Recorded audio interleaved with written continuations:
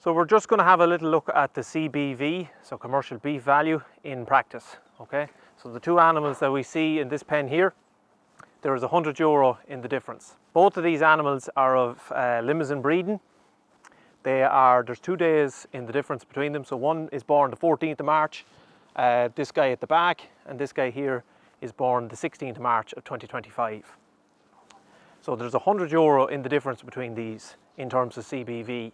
So it is predicted that one of these is going to be more profitable than the other by approximately €100.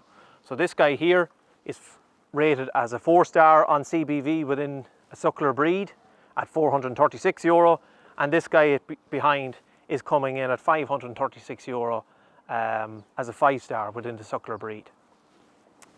So basically with the CBV, we'd be saying that over a couple of different traits, this animal at the back could be more profitable than this guy at the front. So let that be carcass weight, carcass conformation, age of finish, feed intake, etc. So it's a really useful tool.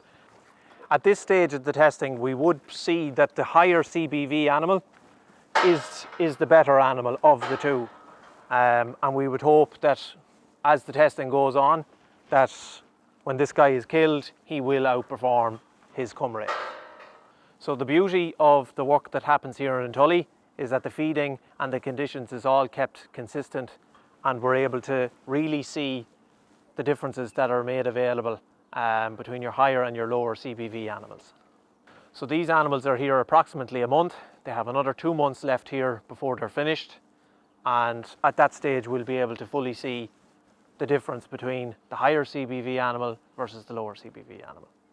So the real driver of the information that feeds into the CBV would be coming from the marts, the factories and the commercial herds throughout the country, and the final piece of the puzzle then comes through the feed intake data that's taken here in Tully.